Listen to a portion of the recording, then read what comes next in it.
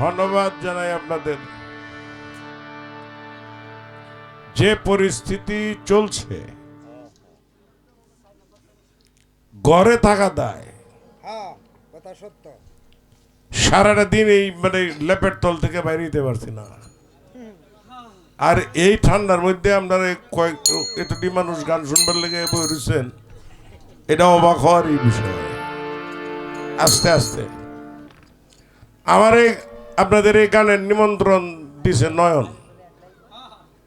আচ্ছা জান যে কটা গান শুনবেন না, আমি কটা গান শুনবার আসলাম। নামটা ঘোষণা করছে, আমার জি গাইছে না আপনি কোন অবস্থায় আছেন, আপনি একটা গান গাইবেন কিনা, নামটা কয়ে বইছে। আচ্ছা তো আমি তো খালি গান গাইলে হইতো না, দুইটা কোনা কোনা কথাও তো মনে লাগবো। আমরা যারা বৃহত্তর ময়মনসিংহের মানুষ, আমাদের এই দেশে কি আছে বর্তমানে এই প্রজন্মের ফলাফল তার খবরও রাখে না। আমরা যে জেলায় জন্মগ্রহণ করেছি, 1000 বছর আগের ইতিহাস আছে আমাদের এই বাউল সঙ্গীতের, আমাদের এই সংস্কৃতির। আর এই জায়গাটা ভুলতে বসেছি আমরা। প্রস্তুত থাকেন আমাদের অবর্তমানে এই দেশে গানের অবস্থা কি হবে, এটা নিয়ে আমি খুব চিন্তিত। বর্তমান গানের যে পরিস্থিতি দেখা দিছে, এই পরিস্থিতির কথা মনে হইলে ভয় করে যে 1000 বছরের কৃষ্টি ধ্বংস হবে কিছু মানুষের হাত দিয়া,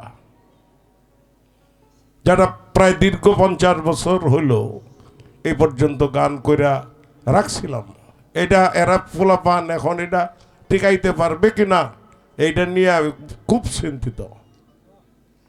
গান নিয়ে সঠিক ভাবনা, গানে অসভ্যতা পার হইছে। আচ্ছা আপনাদের একটা প্রশ্ন করি, যে কয়জন মানুষ আছে একটু জবাব দিবেন। আমার মায়ের লইয়া বইয়া, বাপের লইয়া বইয়া, ভাইয়ের লইয়া বইয়া, বইনের লইয়া বইয়া যে কাজটা করতে পারি না, এই কাজটা অসভ্যতার মধ্যে পড়ে না? এই কাজটা তো অসভ্যতা। এমন গান দেশে আইছে, আমনে মা বাপ তো দূরের কথা, বিয়াই লইয়া বইয়া শুনলেও লজ্জা করবো। আমরা এমন একটা পরিস্থিতির মধ্যে চলছি, আমাদের কি হবে বুঝতে পারতেছি না। এটা মালিকের উপরেই ভরসা এখন। তো যাই হোক, দুইটা গান গাওয়া, হঠাৎ করে গান গাওয়া যায় না। আমি তো আসলে মূলত পালা গান করার মানুষ। এই বইয়ে থেকে দুইটা গান গাওয়া আমার কাছে এটা বিচিত্র অনুষ্ঠানের মতো মনে হয়। ওটা গান না, শুধু যদি নামে জায়গা নয়ন একটা ধমক দিলে আর কোনো কথা আমার কইতে এলো নইলে আমি যাইতে পারতাম গা। কিন্তু এটা বেয়াদবি হয়ে যাবে আপনারা যারা শত শত মানুষ বই রয়েছেন আপনাদের সাথে। এটা আমি করতে সাহস পাইলাম না, যে জন্যই দুইটা গান করছি। ক্ষমা করবেন।